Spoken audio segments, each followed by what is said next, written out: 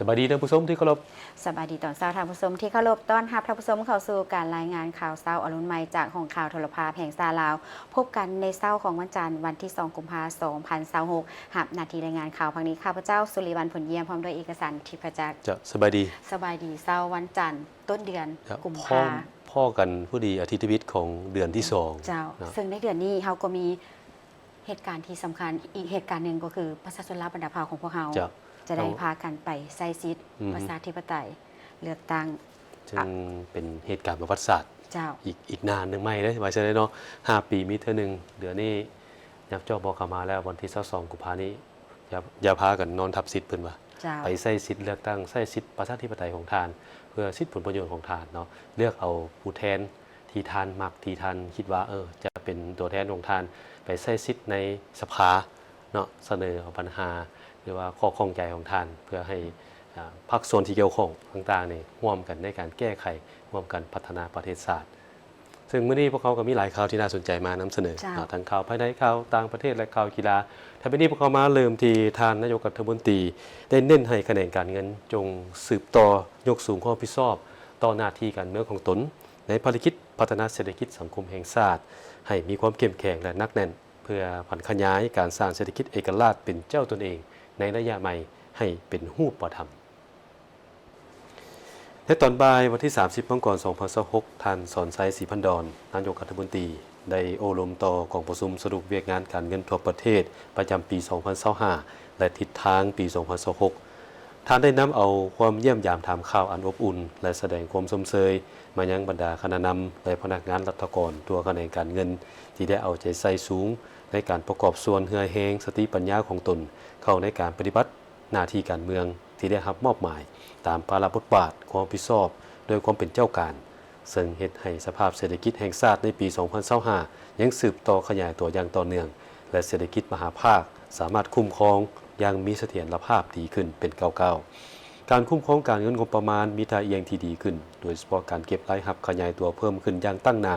และสภาพหนี้สินก็ค่อยผ่อนคลายลงและต่อกับสภาพความยุ่งยากทางด้านเศรษฐกิจการเงินในปัจจุบันยังต้องได้สืบต่อแก้ไขให้ได้โดยเน้นใส่การสืบต่อเอาใจใส่ศึกษาอบรมการเมืองแนวคิดให้พนักงานอยู่ในของเขตการเงินสืบต่อเพิ่มทวีจะตั้งผันขยายมติว่าด้วยการสร้างเศรษฐกิจเอกราชเป็นเจ้าตนเองในระยะใหม่ให้เป็นรูปธรรมคะแนนการเงินต้องเป็นใจกลางในการซุกยู่ติดตามและประเมินการจัดตั้งปฏิบัติแผนพัฒนาเศรษฐกิจสังคมแห่งชาติและแผนงบประมาณแห่งรัฐประจำปี 2026 อย่างหนักแน่นตามคำแนะนำของกระทรวงการเงินเพื่อผันขยายเข้าสู่แผนพัฒนาของแต่ละคะแนนการและแผนพัฒนาเศรษฐกิจสังคมของแต่ละท้องถิ่นให้สอดคล้องและกลุ่มเกี่ยวหาประกันให้บรรดาคาดหมายที่กำหนดออกสามารถบรรลุได้ตามแผนการต้องได้เป็นใจกลางซุกยู่การขยายตัวเศรษฐกิจให้สามารถบรรลุในระดับ 5.5 ส่วนห้อยในปี 2026 ก็คือสู่ซนให้อัตราการขยายตัวของเศรษฐกิจสามารถบรรลุเฉลี่ยในระดับ 6 ส่วนห้อยขึ้นไปในระยะ 5 ปีคือ 2026-2030 ด้านรายรับงบประมาณต้องได้สู่ซนให้บรรลุได้ในระดับบรรลุ20 ส่วนห้อยของ GDP ในปี 2026 คะแนนการเงินต้องได้เพิ่มทวีการขยายฐานรายรับภายในด้วยการค้นคว้าเพิ่มอัตราภาษีอากรค่าธรรมเนียมติดพันกับการขุดค้นทรัพยากรธรรมชาติอัตราอากรซุ่มไส้บรรดาสินค้าฟุ่มเฟือยต่างๆค่าธรรมเนียมการขนส่งผ่านแดนด้านรายจ่ายงบประมาณต้องได้เอาใจใส่สืบต่อปรับปรุงขั้นตอนในการอนุมัติและเบิกจ่ายงบประมาณผ่านระบบทันสมัยหาประกันความโปร่งใสและมีประสิทธิผลการสร้างแผนและจัดตั้งปฏิบัติโครงการลงทุนของรัฐต้องให้ไปตามจุดสุ่มและเป้าหมายของการพัฒนาแต่ละด้านโดยเฉพาะเน้นหนักใส่การพัฒนาเขตแคว้นการแก้ไขความทุกข์ยากในขั้นตอนท้องถิ่นสุกยู่การผลิตของประชาชนโดยการจัดสรรแรงทุนเข้าในโครงการเส้นทางเสื่อมติดเสื่อมจอดเส้นทางเข้าสู่แหล่งการผลิตเส้นทางเข้าสู่แหล่งท่องเที่ยวและเส้นทางเศรษฐกิจอื่นสืบต่อแก้ไขปัญหาหนี้สินสาธารณะเร่งปรับปรุงวิสาหกิจของรัฐให้มีความเข้มแข็งและประกอบส่วนให้งบประมาณของรัฐให้ได้หลายขึ้นสืบต่อเพิ่มทวีการหันเป็นทันสมัยเวียกงานคะแนนการเงินอย่างเป็นระบบครบสุดเพื่อคุ้มครองจัดเก็บรายรับและคุ้มครองรายจ่ายงบประมาณทั้งศูนย์กลางและท้องถิ่นให้ร่วมศูนย์ถูกต้องและครบถ้วนพร้อมกันนี้ทานยังได้เน้นให้คะแนนการเงินเอาใจใส่ใกล้เกี่ยมการสำรวจสถิติเศรษฐกิจเอาใจใส่ทบทวนคืนและกำหนดยุทธศาสตร์การร่วมมือด้านเศรษฐกิจกับสากลในระยะต่อหน้าให้สอดคล้องกับ สภาพการเปลี่ยนแปลงในระยะใหม่และแปลงขันคุ้มครองด้านงบประมาณระหว่างศูนย์กลางและท้องถิ่นพร้อมทั้งปรับปรุงนิติกรรมในการคุ้มครองยกสูงเวียกงานการกวดการรัฐเพื่อลดพรการหัวไหลด้านงบประมาณและการสร้างหนี้สินสาธารณะโดยการสืบต่อเพิ่มทวีการติดตามการกวดกล่าวคุ้มครองรายรับรายจ่ายและเพิ่มทวีกลไกการประสานสมทบระหว่างบรรดาข้าราชการให้นักแน่นขึ้นตื่นสหายประธานส่วนกลางแนวลาวสร้างชาติมีคำเห็นโอ้ล้มต่อกองประชุมครบคณะบริหารงานส่วนกลางสาวหนุ่มประชาชนปฏิวัติลาวครั้งที่2สมัยที่9และการจัดตั้งปฏิบัติเวียกงานของคณะบริหารงานส่วนกลางสาวหนุ่มประชาชนปฏิวัติลาวสมัยที่9ภายหลังดำเนินกองประชุมครบคณะบริหารงานส่วนกลางสาวหนุ่มประชาชนปฏิวัติลาวครั้งที่2สมัยที่9มาเป็นเวลา1วันในตอนเช้าของวันที่30มกราคม2026บรรดาผู้แทนเข้าร่วมกองประชุมได้รับฟังการประกอบคำเห็นโอ้ลมจากสหายศาสตราจารย์ปริญญาเอกกีแก้วไขคำพิทูลกรรมการกรมการเมืองส่วนกลางภาคประธานส่วนกลางแนวลาวสร้างชาติผู้ชี้นำองค์การจัดตั้งมหาชนสหายได้กล่าวว่ากองประชุมครั้งนี้แม้นมีความหมายสำคัญที่สุดเป็นการเปิดสังกัดใหม่พอเป็นการปรึกษาหารือข้างทำอิฐภายหลังสำเร็จกองประชุมใหญ่ผู้แทนชาวหนุ่มทั่วประเทศครั้งที่9จงพร้อมกันค้นคว้าตกลงและพันขยายมติกองประชุมใหญ่ผู้แทนชาวหนุ่มทั่วประเทศครั้งที่9ให้กลายเป็นแผนงานแผนการละเอียดและกำหนดทิศทางในการนำพาซี่นำแต่นี่จนฮอดกองประชุมใหญ่ผู้แทนชาวหนุ่มทั่วประเทศครั้งที่10ตามคำขวัญที่วางไว้ว่าเพิ่มทวีสร้างการหันเปลี่ยนอย่างแข็งแรงเตาโฮมปลุกระดมคนขวายสาวหนุ่มเยาวชนลาวประดาเผาประจันบานเข้าในการพัฒนาเศรษฐกิจสังคมหันเป็นดิจิตอลตามที่สร้างความเข้มแข็งเป็นเจ้าตนเองและได้เน้นหนักเติมอีก5จุดที่คณะบริหารงานส่วนกลางสาวหนุ่มประชาชนปฏิวัติลาวต้องนำไปค้นคว้าและพันขยายอย่างมีเนื้อในลึกซึ้งและสร้างการหันเปลี่ยนอย่างแข็งแรงคือดังนี้เพิ่มทวีเวียกงานศึกษาอบรมการเมืองแนวคิดติดพันกับยุคดิจิตอลสร้างการหันเปลี่ยนอย่างแข็งแรงในการจัดตั้งและบำรุงสร้างพนักงานประจันบานเข้าในการพัฒนาเศรษฐกิจสังคมหันเป็นดิจิตอลสร้างความเข้มแข็งเป็นเจ้าตนเองและเอาใจใส่เวียกงานพอพันหัวมือสากลอย่างเป็นเจ้าการและอย่างมีจุดสุมภารกิจการนำพาสาวหนุ่มในสมัยที่9แม้นมีความท้าทายแต่ก็เต็มไปด้วยการละโอกาสใหม่ต่างหน้ากรมการเมืองส่วนกลางภาคขอเรียกร้องมายังคณะบริหารงานศูนย์กลางสาวหนุ่มประชาชนปฏิวัติลาวทุกสหายจงเสื่อสู่ความเป็นเจ้าการมีความสามัคคีเป็นเอกภาพเป็นแบบอย่างของความกล้าหาญมีหัวคิดประดิษฐ์สร้างและความเข้มแข็งเป็นเจ้าตนเองเสื่อมั่นว่าองค์การจัดตั้งสาวหนุ่มประชาชนปฏิวัติลาวจะสืบต่อปฏิบัติภารกิจอันมีเกียรติของตนให้ปรากฏผลเป็นจริงเป็นการประกอบส่วนอันใหญ่หลวงเข้าในการปกปักรักษาและสร้างสาพัฒนาประเทศชาติไปตามทิศสังคมนิยมวันที่30มกราคมผ่านมาที่สำนักงานของว่าการศูนย์กลางพรรคสหายพลเอกวิไลลาคำฟ้องกรรมการการเมืองศูนย์กลางพรรคผู้ประจำการคณะเลขาธิการศูนย์กลางพรรคได้ต้อนรับการเข้าเยี่ยมคำนับของสหายลียงซนเอกอัครราชทูตผู้มีอำนาจเต็มแห่งสาธารณรัฐประชาชนประชาธิปไตยเกาหลีประจำลาวในโอกาสดังกล่าวสหายทูตได้แสดงความสมเสยต่อผลสำเร็จของประชุมใหญ่ครั้งที่12ของพรรคประชาชนปฏิวัติลาวและสมเสยสหายพลเอกวิไลลาคำฟ้องที่ได้รับเลือกตั้งเป็นผู้ประจำการคณะเลขาธิการศูนย์กลางพรรคสมัยที่12ซึ่งเป็นการแสดงให้เห็นถึงความไว้เนื้อเชื่อใจจากศูนย์กลางพรรคและผู้แทนของประชุมใหญ่สหายพลเอกวิไลลาคำฟ้องได้แสดงความขอบใจสหายทูตที่มาสมเสยต่อผลสำเร็จของกองประชุมใหญ่ครั้งที่12ของพรรคก็คือต่อผู้ประจำการคณะเลขาธิการศูนย์กลางพรรคที่ได้รับเลือกตั้งในกองประชุมใหญ่ครั้งนี้พร้อมทั้งได้แจ้งให้เห็นรับรู้ผลสำเร็จของประชุมใหญ่ดังกล่าวให้สหายทูตรับทราบและได้แสดงความขอบใจต่อคณะบริหารงานศูนย์กลางพรรคแห่งงานเกาหลีที่ได้ส่งโทรเลขอวยพรของประชุมใหญ่ครั้งที่12และโทรเลขสมเสยในนามสหายกิมเจิงอุนเลขาธิการใหญ่พรรคแห่งงานเกาหลีถึงสหายทองรุ่นศรีสุริตในโอกาสที่รับเลือกตั้งเป็นเลขาธิการใหญ่คณะบริหารงานศูนย์กลางพรรคประชาชนปฏิวัติลาวสมัยที่12พร้อมนั้น2ฝ่ายได้ตีราคาสูงต่อผลสำเร็จการพบปะระหว่างการนำขั้นสูงของพรรครัฐสาธารณรัฐประชาธิปไตยประชาชนลาวและสาธารณรัฐประชาชนประชาธิปไตยเกาหลีในท้ายปี2025ผ่านมายินดีร่วมกันสืบต่อประสานสมทบกันอย่างแน่นแฟ้นในการจัดตั้งพันขยายผลสำเร็จการพบปะดังกล่าวเพื่อประกอบส่วนเข้าในการเสริมขยายสายพัวพันมิตรภาพและการร่วมมืออันเป็นหุ้นเสื้อที่มีมาแต่ดนนานระหว่าง2พรรค2รัฐและประชาชน2ชาติ ลาวสปปเกาหลีให้ได้รับการเสริมขยายและพัฒนายิ่งขึ้นเพื่อนำเอาผลประโยชน์ตัวจริงมาสู่ประชาชนสองชาติสาธารณรัฐประชาธิปไตยประชาชนลาวและสาธารณรัฐประชาชนประชาธิปไตยเกาหลีคณะพัวพันธ์ต่างประเทศส่วนกลางภาคสรุปการเคลื่อนไหวเวียกงานประจำปี 2025 และวางทิศทางแผนการปี 2026 ในตอนเช้าของวันที่ 30 มกราคม 2026 คณะพัวพันธ์ต่างประเทศศูนย์กลางภาคได้จัดกองประชุมสรุปการเคลื่อนไหวเวียกงานของตนประจำปี 2025 โดยการเป็นประธานของสหายบุญเหลือพันดานุวงศ์กรรมการศูนย์กลางภาคเลขาคณะบริหารงานภาคหัวหน้าคณะพัวพันธ์ต่างประเทศศูนย์กลางภาคในกองประชุมได้รับฟังการสรุปตีราคาคืนการปฏิบัติเวียกงานของคณะพัวพันธ์ต่างประเทศศูนย์กลางภาคในระยะ1 ปีผ่านมาโดยได้ยกให้เห็นผลงานที่ญาติมาได้บางด้านที่บางด้านที่คงค้างบทเรียนที่ถอดถอนได้ทิศทางแผนการและคาดหมายสู่ส่วนสำหรับปี 2026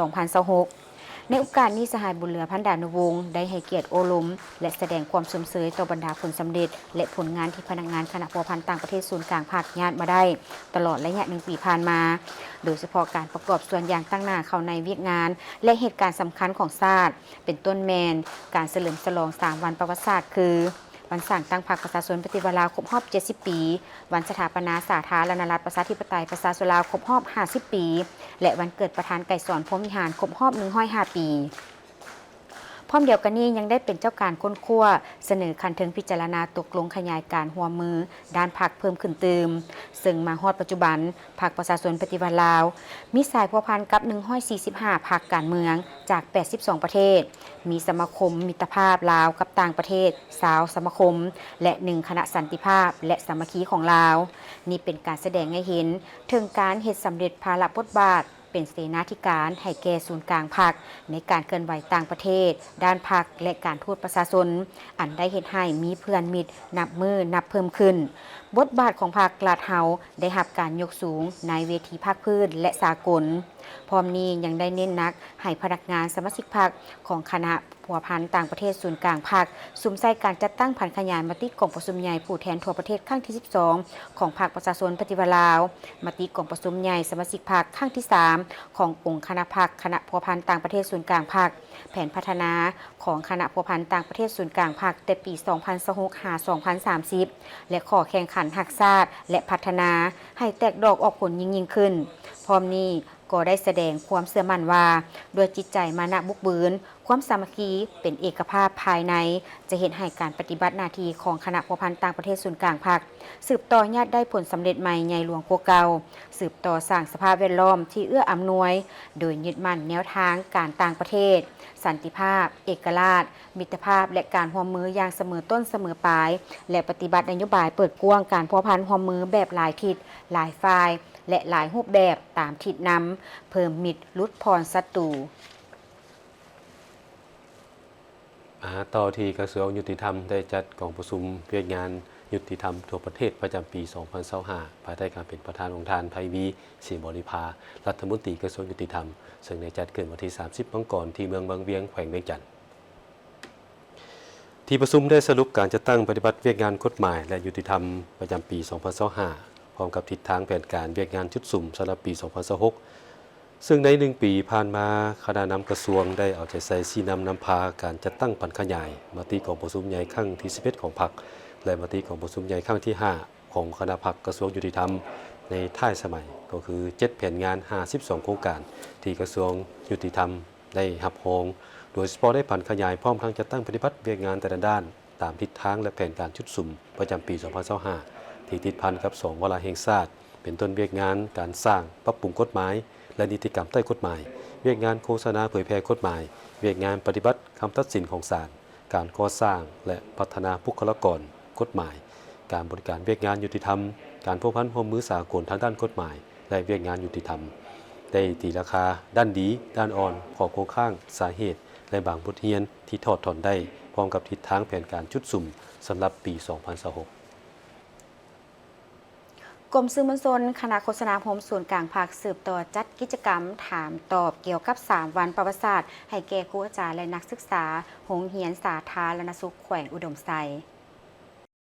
กรมสื่อมวลชนคณะโฆษณาอบรมศูนย์กลางพรรค สืบต่อจัดกิจกรรมถามตอบเกี่ยวกับ3วันประวัติศาสตร์เป็นต้นวันสร้างตั้งพรรคประชาชนปฏิวัติลาวครบรอบ70 ปีวันสถาปนาสาธารณรัฐประชาธิปไตยประชาชนลาวครบรอบ50 ปีและวันเกิดประธานไกรสอนพรหมวิหารครบรอบ105 ปีในปี 2025ให้บรรดาครูอาจารย์และนักศึกษาโดยการเข้าร่วมของท่านนางกองบุญสุริวงศ์รองหัวหน้ากรมสื่อมวลชนคณะโฆษณาอบรมศูนย์กลางพรรคท่านนางสุขสาครพูนธิรัตน์รองผู้อำนวยการโรงเรียนสาธารณสุขแขวงอุดมไซท่านรอคุณรอรองหัวหน้าคณะโฆษณาอบรมแขวงอุดมไซพร้อมด้วยครูอาจารย์และนักศึกษาเข้าร่วมท่านนางกองบุญสุริวงศ์ได้กล่าวว่าการจัดกิจกรรมครั้งนี้เพื่อเป็นการทบทวนหวนคืนมูลเสื้อแห่งการนำพาต่อสู่ปลดปล่อยชาติอย่างมีไสและยิ่งยืนยันถึงมากผลตัวจริงที่พรรคประชาชนปฏิวัติลาวญาติมาได้ตลอดระยะ70 ปีการปกปักรักษาและพัฒนาประเทศชาติตลอด50 ปีและผลงานคุณงามความดีของประธานไกรสอนพรหมวิหารผู้นำที่แสนเคารพรักของประชาชนลาวบรรดาเผ่าในระยะการปฏิบัติปลดปล่อยชาติและระยะปกปักรักษาสร้างสรรค์พัฒนาประเทศชาติเพื่อยู่แห่งกระบวนการแข่งขันรักชาติและพัฒนาการเฉลิมฉลอง3 วันประวัติศาสตร์ในขอบเขตทั่วประเทศโดยติดพันกับขบวนการก่อสร้างรากฐานการเมืองพัฒนาชนบทแก้ไขความทุกข์ยากเวียกงานสร้างสามารถเสริมขยายบทเรียนอย่างมีประสิทธิภาพและประสิทธิผลสูงเพื่อสรุปตีราคาและประเมินขบวนการแข่งขันรักชาติและพัฒนาในขอบเขตทั่วประเทศเพื่อซอกให้เห็นตัวแบบที่ดีเด่นก้าวหน้าบุคคลและการจัดตั้งที่ได้ประกอบส่วนทางด้านเหือแหงสติปัญญาและทางวัตถุทึนฮอนให้แก่ภารกิจปกปักรักษาและสร้างสรรค์พัฒนาประเทศชาติลงมาครั้งนี้เขาจะมาสร้างกิจกรรมถามตอบให้แก่นักศึกษาคนวัยหนุ่มเนาะให้ฮู้ถึงความประวัติการเป็นมา3 วันประวัติศาสตร์ว่าไม่ความประวัติมาจังใดเพื่อให้สร้างความฮู้พื้นฐานให้แก่คนรุ่นใหม่ได้รับฮู้แก่และก็ให้กับเจ้าล้ำลึกถึงคุณงามความดีของผู้นำที่แสนเคารพรักของเฮาก็คือประธานไกรสอนพรหมวิหารนั่นเพิ่นได้ต่อสู้ให้แก่ประชาชนลาวแนวใดเพื่อว่าปลดปล่อยประเทศลาวจากพวกลาเมืองขึ้นฝรั่งและสืบต่อสร้างสาประเทศลาวเฮาเจริญก้าวหน้าจนฮอดปัจจุบันนี้นอกจากลงมาโฆษณาให้แก่3 วันประวัติศาสตร์แล้วเฮาก็ยังมาอีกเวียกหนึ่งก็คือเวียกโฆษณาให้แก่บ้านเลือกตั้งสมาชิกสภาแห่งชาติเนาะชุดที่10และสมาชิกขันแข็งชุดที่5เนาะที่กำลังจะเริ่มดำเนินการปอนบัตรพร้อมกันทั่วประเทศวันที่22 กุมภาในปี 2026 นี้เจ้ากิจกรรมครั้งนี้แม้นเป็นการโฆษณาเผยแพร่ช่องทางหนึ่งในการให้ความรู้ให้คนหุ่นใหม่เห็นได้ถึงมูลเสื้อการนำพาที่สลาดซองใสพิละอาจหารละอิดละเอี้ยวยุ่งยากทั้งซองแสงถึงศาสนะและผลสำเร็จที่สง่างามของพรรคเฮาในการนำพาตลอดระยะเวลาต่อสู่ปลดปล่อยชาติก็คือการนำพาสร้างสรรค์พัฒนาประเทศชาติอันแสนหักและห่วงแหนของคนลาวข้าพเจ้าก็รู้สึกดีใจแล้วก็สินำเอาบทเรียนแล้วก็ความรู้ไปศึกษาเพื่อให้เป็นข้อมูลการศึกษาของประวัติศาสตร์ที่สำคัญให้แก่ข้าพเจ้าแล้วก็หมู่เพื่อนที่เป็นนักศึกษานำกันเกิดดอกออกผลให้แก่นักศึกษาเจ้าเข้าใจภายในกิจกรรมครั้งนี้ได้มีการถามตอบความรู้รอบตัวเกี่ยวกับ3 วันประวัติศาสตร์เพื่อแจกของรางวัลให้กับนักศึกษาตื่มอีกสมาคมธุรกิจเครื่องเย็นได้จัดกองประชุมใหญ่ครั้งที่2เพื่อสรุปเวียกงานการเคลื่อนไหวใน5 ปีผ่านมาและวางทิศทางแผนการใน5 ปีต่อไปพร้อมกับเลือกเอาประธานสมาคมสมัยที่2กองประชุมจัดขึ้นวันที่30 มังกร 2026อยู่วิทยาลัยเทคนิคปากประสักโดยการเข้าร่วมของท่านอารุณ สัญญวงศ์รองหัวหน้ากลุ่มสิ่งแวดล้อมกระทรวงเกษตรกรรมและสิ่งแวดล้อมท่านโพไซบุลมผู้อำนวยการวิทยาลัยเทคนิคปากประสักพร้อมด้วยคณะบริหารและสมาชิกของสมาคมธุรกิจเครื่องเย็นเข้าร่วมท่านเข็มพรจันทวรประธานสมาคมธุรกิจเครื่องเย็นผู้เก่าได้รายงานการจัดตั้งการเคลื่อนไหวของสมาคมในระยะผ่านมาว่า สมาคมธุรกิจเครื่องเย็นได้สร้างผลงานหลายด้านเป็นต้นได้สร้างกฎระเบียบและคู่มือในการบริหารของสมาคมได้สุกยู่ปลุกอุดมให้บรรดาบริษัทและห้างห้างต่างๆเข้าอยู่ในสมาคมเพื่อทำการค้าขายและเสียภาษีให้ถูกต้องตามกฎหมายได้สมทบกับกระทรวงเกษตรกรรมและสิ่งแวดล้อมและวิทยาลัยต่างๆลงไปฝึกการทำไส้น้ำยาตัวใหม่ที่บ่ทำลายชั้นโอโซนและเทคโนโลยีใหม่ๆในการติดตั้งเครื่องปรับอากาศขนาดน้อยขนาดใหญ่ในทั่วประเทศเฉพาะใน5 ปีผ่านมาสมาคมพวกเขาได้ไปฝึกสร้างไปแล้ว15 ครั้งมี7แขวงมีสร้างเข้าร่วมทั่วประเทศประมาณ400 กว่าคนและยังได้ส่งสร้างจำนวน5 คนไปฝึกอยู่ต่างประเทศนอกนั้นคณะสมาคมยังได้ขอเครื่องมือสำหรับไว้ฝึกนายสร้างจากองค์การสหประชาชาติเพื่อสิ่งแวดล้อมจำนวน30 สุดเพื่อปาไว้ให้คณะสุดใหม่ไปเบิกและนำไส้ต่อไปพร้อมนั้นสมาคมยังได้ขอทุนซื้อเครื่องมือให้นายสร้างจำนวน100 สุดให้100 ห้านที่สังกัดในสมาคมซึ่งเป็นเครื่องที่นำไส้กับน้ำยาตัวใหม่ที่บ่ทำลายชั้นโอโซนเป็นมิตรกับสิ่งแวดล้อมสีเขียวกองประชุมครั้งนี้ยังได้ป้อนบัตรคัดเลือกเอาประธานสมาคมสมัยที่2ซึ่งมีผู้สมัครทั้งหมด15 ท่านเลือกเอาคณะบริหารงานสมาคม9 ท่านเลือกเอาประธาน1 ท่านและรองประธาน4 ท่านกองประชุมได้เป็นเอกสารเลือกเอาท่านดาวเพชรทิพวงศ์เป็นประธานสมาคมธุรกิจเครื่องเย็นสมัยที่2เพื่อชี้นำพาในการเคลื่อนไหวของสมาคมในระยะใหม่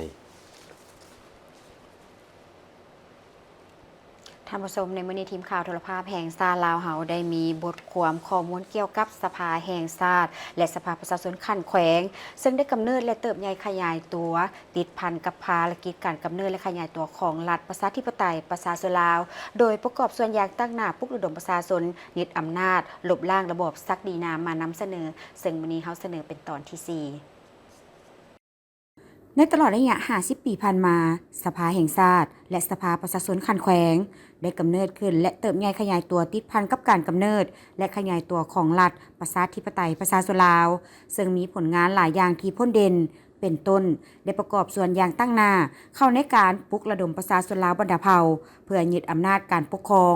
ลบล้างระบอบศักดินาอย่างสิ้นเชิงและสร้างตั้งระบอบสาธารณรัฐประชาธิปไตยประชาชนลาวเปิดสังกัดใหม่ให้แก้การปกปักรักษาและพัฒนาประเทศชาติเพื่อก้าวขึ้นสู่สังคมนิยม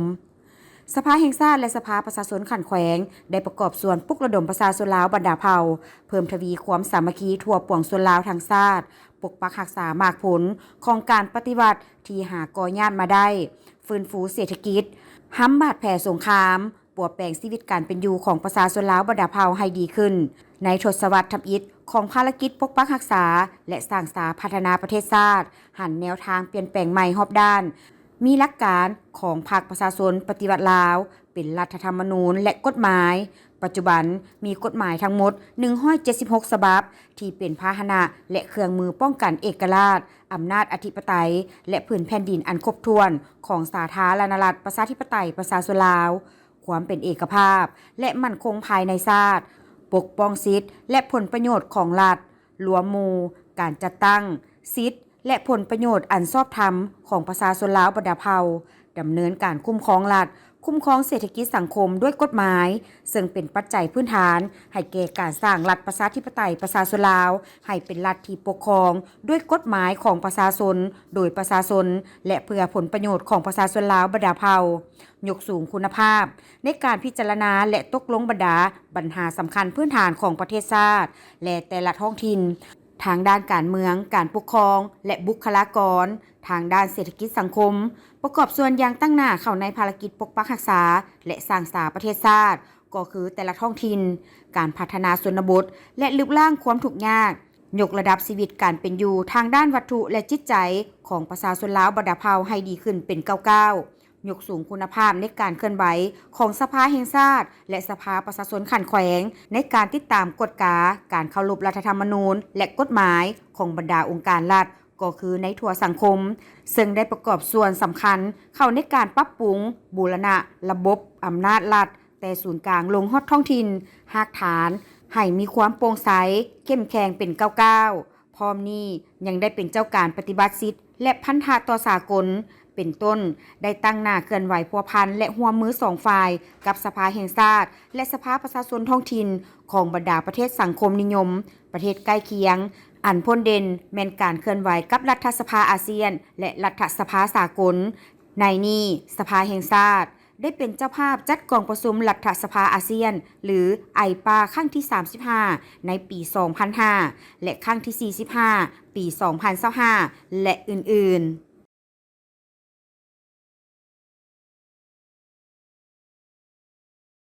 เรายังอยู่ในเวียกงานบั้นการเลือกตั้งสมาชิกสภาแห่งชาติสุดที่10และสภาประชาชนการแขวงสุดที่5ไปหลวงเข้าบางเนาะทั้งแขวงหลวงเข้าบางได้แถลงข่าวและประกาศรายชื่อผู้สมัครรับเลือกตั้งเป็นสมาชิกสภาประชาชนแขวงหลวงเข้าบางโดยปฏิบัติตามมาตรา11ของกฎหมายว่าโดยการเลือกตั้งสมาชิกสภาแห่งชาติในวันที่28มังกร2026ท่านศรีวรวงศ์คำจันทร์คณะประจำเลขาธิการสภาประชาชนแขวงหลวงพระบางได้แถลงข่าวประกาศรายชื่อผู้สมัครเลือกตั้งเป็นสมาชิกสภาประชาชนแขวงสุดที่5ต่อสื่อมวลชนว่า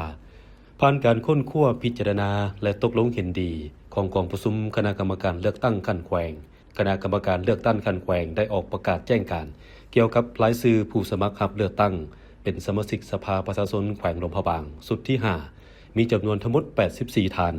ยิง20ท่านเป็นผู้สมัครจากแขวง24ท่านยิง6ท่านผู้สมัครจากนครเมืองมีจำนวน60ท่านยิง14ท่านสมาชิกสภาประชาชนแขวงสุดที่4สืบต่อสมัคร7ท่านยิง2ท่านผู้สมัครจากรัฐวิสาหกิจจำนวน1ท่านในนั้นเลือกเอา60ท่านสำหรับผู้สมัครแต่ละเขตเลือกตั้งมีทั้งหมด7ท่านเลือกเอา5ท่านเฉพาะเขตเลือกตั้งนครหลวงพระบางมีผู้รับสมัครเลือกตั้งทั้งหมด7ท่านประกอบมีดังนี้1ท่านสายพรจันทุมมาคณะประจำพรรคแขวงเลขาคณะบริหารงานพรรคนคร2ท่านปริญญาเอกส้มใจยาทอตูรองเลขาคณะบริหารงานสาวนุ่มแขวง3ท่านนางสุธาทองสมุทรกรรมการพรรคนครหัวหน้าคณะโฆษณาอมหมนคร4ท่านนางส้มไม้วินากรรองประธานองค์การกวดกาพรรครัฐแขวง5ท่านคำเซอล่าอินเกลกรรมการพรรคนครหัวหน้าห้องการยุติธรรมนคร6ท่านนางจิตดาวรพรมมะหยารองหัวหน้าห้องการศึกษาธิการและกีฬานคร7ท่านเทลีแซงดารองเลขาคณะบริหารงานสาวนุ่มนครโอกาสนี้ท่านศรีวรวงศ์คำจันทร์ได้เรียกร้องให้ผู้มีสิทธิ์ปอนบัตรเลือกตั้งที่มีอายุแต่18ปีขึ้นไป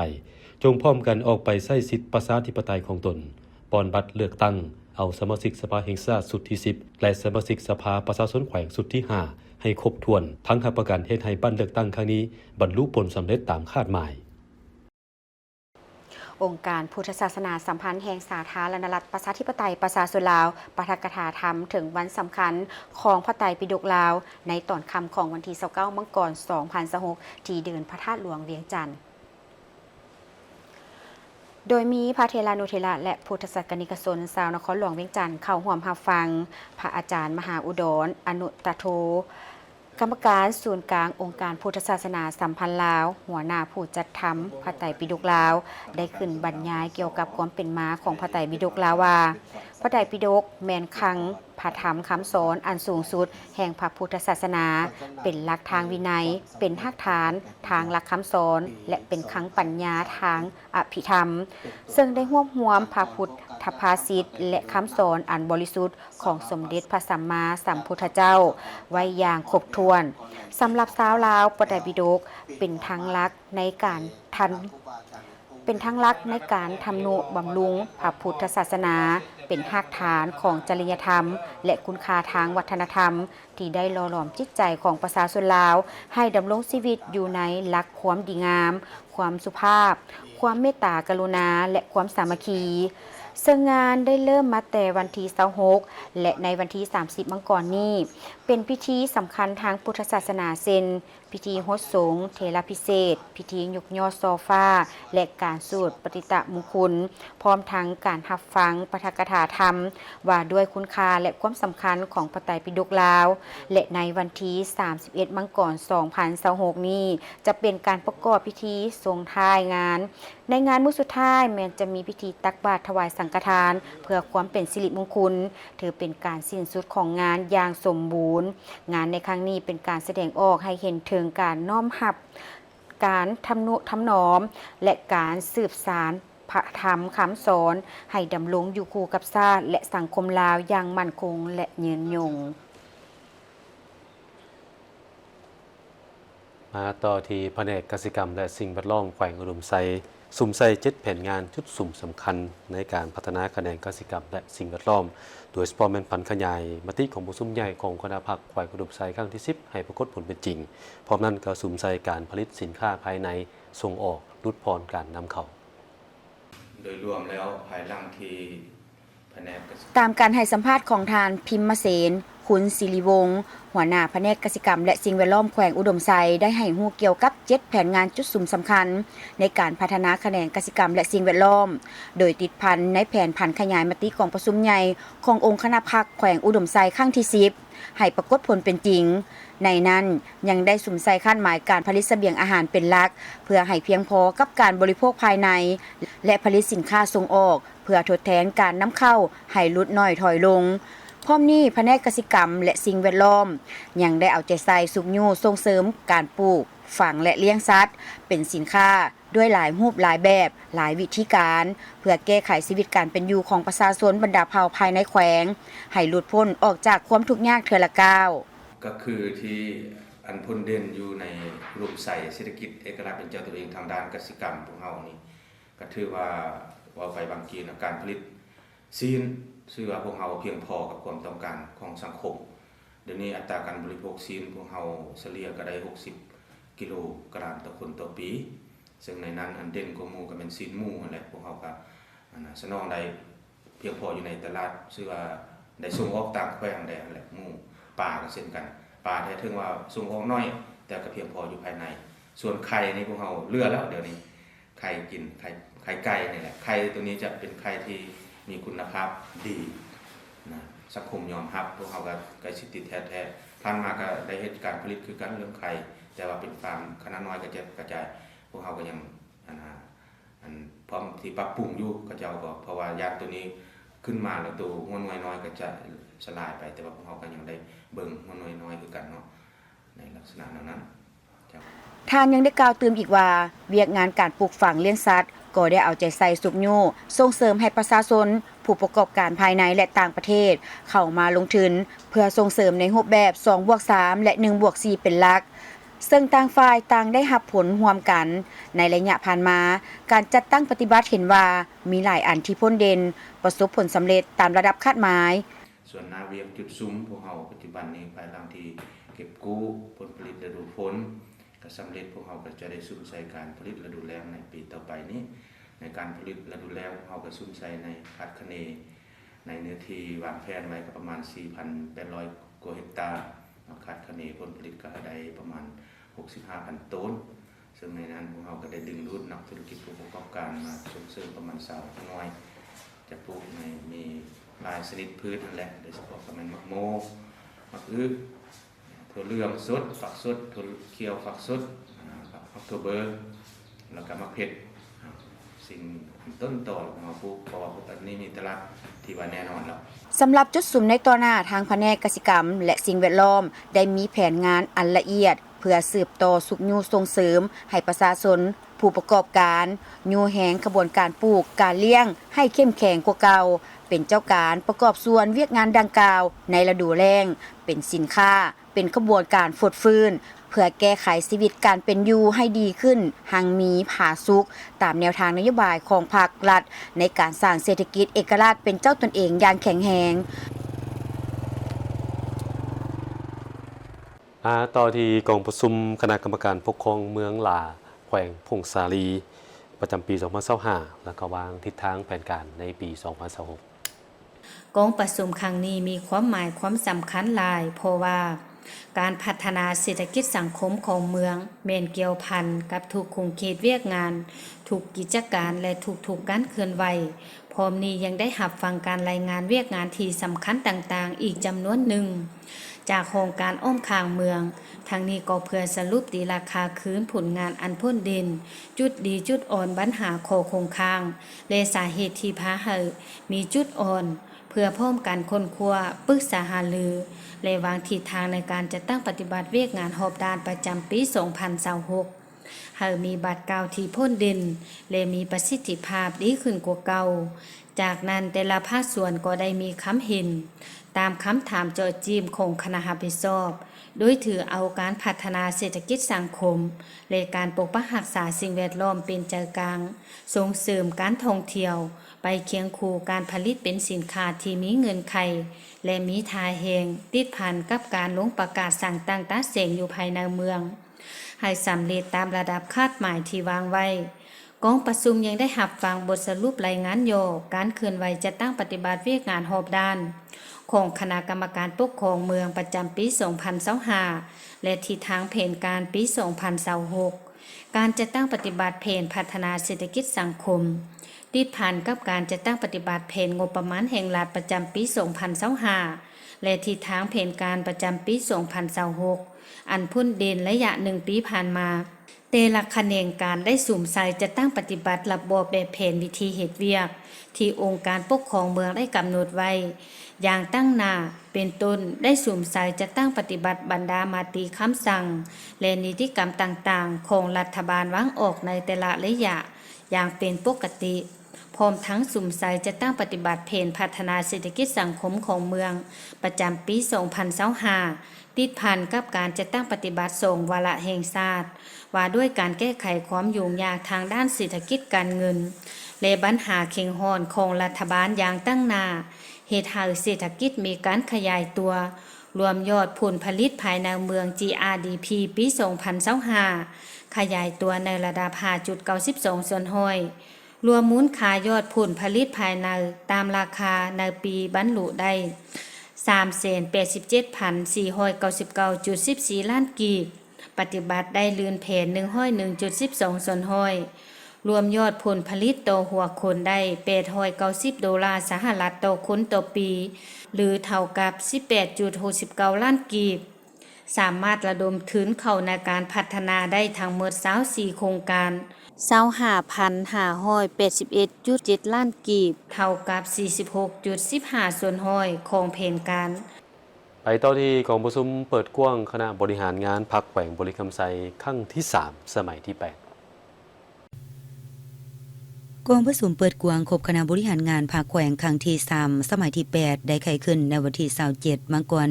2026ที่ห้องประชุมเบอร์ 4 ภายใต้การเป็นประธานและกล่าวเปิดกองประชุมโดยสหายสนธนูธรรมวงศ์กรรมการศูนย์กลางภาคเลขาภาคแขวงบริคำไซมีบรรดาคณะประจำภาคแขวงคณะบริหารงานภาคแขวงสภาประชาชนแขวงหัวหน้าแผนกการกรมกององค์การจัดตั้งเลขาภาคเมือง7เมืองเข้าร่วมกองประชุมได้รับฟังการผ่านทางบทสรุปการจัดตั้งปฏิบัติเวียกงานรอบด้านของแขวงประจำปี 2025 และทิศทางแผนการประจำปี 2026 จากท่านคำแหวนปัญญานุวงศ์รองเลขาภาคแขวงประธานคณะกรรมการปกครองแขวงซึ่งท่านได้ยกให้เห็นผลสำเร็จข้อคงค้างที่จะต้องได้ปรับปรุงแก้ไขในตัวหน้าซึ่งแขวงของพวกเขาจะตั้งปฏิบัติมาติกองประชุมใหญ่ครั้งที่ 8 ก็คือการพัฒนาเศรษฐกิจสังคม 5 ปีครั้งที่ 6 ของแขวงแต่ภายใต้การนำพาของคณะกรรมการปกครองแต่ละคันได้สุ่มใส่จะต่างพันขยายมติต่างๆที่คณะพักคันเถิงวางออกเห็นให้แขวงยังรักษาใด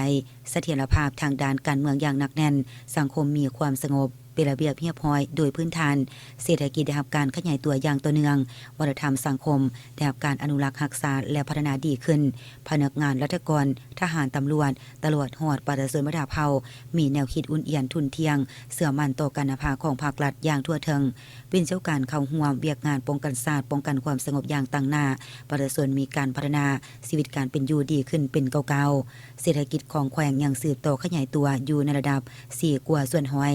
มาตีสภาพห้อง5ส่วนห้อยแผนปี 2025 กำหนด5กว่าส่วนห้อยรวมยอดผลิตภัณฑ์ภายในแขวง GPP ปฏิบัติได้ 15,249 กว่าตือกีบเลื่อนแผนสภาพห้อง72กว่าส่วนห้อยเฉลี่ยต่อหัวคน44ล้านกว่ากีบหรือ $1,922 มาตีสภาพห้องเฉลี่ย24ล้านกว่ากีบต่อคนแยกตามแขนงการดังนี้แขนงกสิกรรมและป่าไม้ขยายตัว4กว่าส่วนห้อยกว่า35กว่าส่วนห้อยแขนงอุตสาหกรรมก่อสร้างขยายตัว3กว่าส่วนห้อยกว่า43กว่าส่วนห้อยแขนงบริการขยายตัว7กว่าส่วนห้อยกว่า21กว่าส่วนห้อยของ GPP ด้านการลงทุนปฏิบัติได้ 1,839 กว่าตือกีบเลื่อนแผน5กว่าส่วนห้อยแ แผ่น 1,749 กว่าตือกีบในนี้การลงทุนของรัฐใด172 กว่าตือกีบลื่นแผ่น6กว่าส่วนห้อยแผ่น162 กว่าตือกีบการลงทุนเอกชนภายในและต่างประเทศ962 กว่าตือกีบเท่ากับ99 กว่าส่วนห้อยของแผนปีการช่วยเหลือทางด้านเพื่อการพัฒนา400 กว่าตือกีบในนี้ช่วยเหลือละ27 กว่าตือกีบทุนพัฒนาท้องถิ่นและพลังงานลม300 กว่าตือกีบแผนปี100 กว่าตือกีบการลงทุนจากระบบการเงินตาปฏิบัติใด 7,300 กว่าตือกีบปล่อยกู้สะสม 1,200 กว่าตือกีบเพิ่มขึ้น200 กว่าตือกีบเท่ากับ58 กว่าส่วนห้อยของแผนปี498 กว่าตือกีบปี2025สามารถเก็บและรับได้ทั้งหมด 2,500 กว่าตือกีบเลื่อนแผนปี48 กว่าส่วนห้อยในนั้นพูดศูนย์กลาง 1,100 กว่าตือกีบเลื่อนแผนปี69 กว่าส่วนห้อยพูดท้องถิ่น 1,400 กว่าตือกีบลื่นแผนปี35 กว่าส่วนห้อยรายจ่าย700 กว่าตือกีบเท่ากับ98 กว่าส่วนห้อยของแผนปีและได้ถือสำคัญการเบิกจ่ายเงินเดือนให้เป็นปกติการผลิตข้าวปฏิบัติได้40 กว่าเฮกตาร์การผลิตข้าวปฏิบัติได้ 42,227 เฮกตาร์น้ำท่วมเสียหาย 3,300 กว่าเฮกตาร์ยังเหลือ 36,900 กว่าเฮกตาร์ผลิตภาพ3ต้นกว่าต่อเฮกตาร์ผลผลิต 134,750 ต้นเท่ากับ89 กว่าส่วนห้อยของแผนปีการปลูกพืชเสบียงอาหารใด 5,400 กว่าเฮกตาร์น้ำท่วมเสียหาย84 กว่าเฮกตาร์เนื้อที่เก็บเกี่ยว 5,300 กว่าเฮกตาร์ผลผลิต 44,610 ต้นเท่ากับ80 กว่าส่วนห้อยของแผนปีผลิตข้าวเป็นสินค้าใด 12,984 เฮกตาร์น้ำท่วมเสียหาย 1,000 กว่าเฮกตาร์เนื้อที่ยังเหลือ 11,898 เฮกตาร์ผลผลิต 40,000 กว่าต้นมูลค่า300 กว่าตือกีบเท่ากับ98 กว่าส่วนห้อยของแผนปีการผลิตเป็นสินค้าใด 34,300 กว่าเฮกตาร์น้ำท่วม 3,000 กว่าเฮกตาร์ยังเหลือ 31,200 กว่าเฮกตาร์ผลผลิต 459,200 กว่าต้นมูลค่า1ตือกว่ากีบลื่นแผนปี47 กว่าส่วนห้อยเฉลี่ยการบริโภคซีนปลาไข่และอื่นใด65 กิโลต่อคนต่อปีเท่ากับห้อยส่วนห้อยของแผนปีมูลค่าสินค้าด้านการเลี้ยงสัตว์และปลาทั้งหมด 1,300 กว่าตือกีบออกอนุญาตขุดค้นไม้ท่อน42สุดจำนวน 5,365 ท่อนบริมาตร 13,619 เมตรกรออกอนุญาตเคลื่อนย้ายไม้แปรรูป30สุดจำนวน 21,095 ตัวบริมาตร 1,278 เมตรกรออกใบยั่งยืนสิ่งแวดล้อมได้30หัวหน่วยเลื่อนแผนปี50ส่วนห้อยต่อใบยั่งยืนสิ่งแวดล้อมได้36หัวหน่วยเท่ากับ20ส่วนห้อยของแผนปีขึ้นทะเบียนออกใบตะดินได้ 12,359 ตนเท่ากับ33กว่าส่วนห้อยของแผนปีกระทรวงและ87กว่าส่วนห้อยของแผนปีแขวงปริมาณน้ำฝนเฉลี่ย 3,101 มิลลิเมตรล้นปีผ่านมา 40.7 มิลลิเมตรสำหรับระดับน้ำสูงสุด 12.74 เมตรต่ำสุด2เมตรกว่าอุณหภูมิอากาศสูงสุด38องศาต่ำสุด 7.5 องศากองประชุมบรรดาผู้เข้าร่วมยังได้ประกอบคำคิดเห็นใส่ห้างบทสรุปการจัดตั้งปฏิบัติเวียกงานในระยะผ่านมาและเลขาพักเมือง7ตัวเมืองยังได้รายงานเวียกงานที่ผลเด่นโดยสังเขปประจำปี 2025และทิศทางแผนการปี 2026ตื่มอีกห้องรัฐมนตรีกระทรวงกสิกรรมและสิ่งแวดล้อมลงสุกยู่เวียกงานกสิกรรมอยู่ที่ทางแขวงหลวงพระบางทานหนางจันทครบูรพันธ์ห้องรัฐมนตรีกระทรวงกสิกรรมและสิ่งแวดล้อมพร้อมด้วยคณะได้ลงเยี่ยมยามและสุกยู่เวียกงานกสิกรรมอยู่แขวงพระบางนำพาโดยท่านสัญญาสุมพลภักดีรองหัวหน้าแผนกกสิกรรมและสิ่งแวดล้อมแขวงพระบางพร้อมด้วยคณะโอกาสที่ลงมาครั้งนี้เพิ่นก็ได้ไปเยี่ยมยามพื้นที่ทำการผลิตของประชาชนอยู่บ้านนาซาวนครหลวงพระบางณโครงการสวนเกษตรและการผลิตสินค้าขนาดน้อยที่ได้รับถึงสนับสนุนจากองค์การ EFAS บ้านนาซาวก็เป็นบ้านหนึ่งที่ได้รับการช่วยเหลือจากโครงการสวนเกษตรและการผลิตสินค้าขนาดน้อยซึ่งได้จัดตั้งปฏิบัติเป็นระยะที่2มีทั้งหมด40ครอบครัวที่ได้เข้าร่วมโครงการท่านโบเงินจันดาราการตลาดกลุ่มการผลิตอยู่บ้านนาซาวกล่าวว่าได้ถึงช่วยเหลือจากโครงการสวนเกษตรและการผลิตสินค้าขนาดน้อยนี้ถือว่าเป็นระยะที่2ซึ่งทางโครงการได้สนองอุปกรณ์ทำการผลิตเป็นต้นแมน ไฟโซลาร์เซลล์เพื่อดูดเอาน้ำบาดาลมาหดผักผ้าแซ่กันขมฮ้อน แกนผักเส้นผักกาดผักสลัดผักบงผักห่มและอื่นๆส่วนตลาดจำหน่ายแม่นมีแม่ค้าคนกลางมาเก็บซื้อกับที่ในราคาตามท้องตลาดโอกาสที่มาเยี่ยมยามในครั้งนี้ท่านนางจันทครบัวละพันธ์ยังได้แสดงความย่องหย่อสมเสยต่อสาวสวนที่มีความดุมันขยันเพียรอดทนเฮ็ดให้มีผลผลิตเป็นที่น่าพึงพอใจและมีตลาดจำหน่ายพร้อมนั้นเพิ่นยังได้เน้นให้สาวสวนจงพร้อมกันสืบต่อหักษามูลเสื้อและพันธุ์ขยายมากผลที่ได้รับจากโครงการในเทื่อนี้และนำไปต่อยอดให้ได้รับผลผลิตที่ยิ่งใหญ่กว่าเก่าพร้อมทางจะพยายามซอกหาแหล่งถิ่นมาช่วยเหลือประชาชนตื่มอีกนอกนั้นเพิ่นยังได้ไปเยี่ยมยามส่วนผักปลอดสารพิษของทานอูหลาเพชรอยู่บ้านพาหนมนครหลวงพระบางซึ่งส่วนของเพิ่นได้ปลูกมักเมลอนมักโหมมักเลนเซอรี่และผักสลัดซึ่งส่วนของเพิ่นได้รับความนิยมสมชอบจากสังคมสูงได้มาตรฐานและมีรสชาติแซ่บกว่าพืชผักทั่วไปปัจจุบันยังบ่เพียงพอกับความต้องการของลูกค้ากรรมบาลฮักทานแผนกอุตสาหกรรมแขวงคำมวนได้สรุปผลงานการปฏิบัติเวียกงาน5เป็นเจ้าคณะกรรมบาลฮักฐานแผนกอุตสาหกรรมและการค้าแขวงขมวน สรุปผลงานการจัดตั้งปฏิบัติเวียกงาน5เป็นเจ้ากองประชุมสรุปผลงานการจัดตั้งปฏิบัติเวียกงาน5เป็นเจ้าของคณะกรรมบาลฮักฐานแผนกอุตสาหกรรมและการค้าแขวงขมวนได้จัดขึ้นในวันที่29มังกร2026ที่ห้องประชุมแผนกอุตสาหกรรมและการค้าแขวงภายใต้การเป็นประธานของท่านแอน้อยคำพันธ์ใส่เศรษฐาประธานกรรมบาลฮักฐานแผนกอุตสาหกรรมและการค้าแขวงขมวนโดยการเป็นเกียรติเข้าร่วมของท่านสมภูอุ่นวงคำเพ็งห้องหัวหน้าแผนกอุตสาหกรรมและการค้าแขวง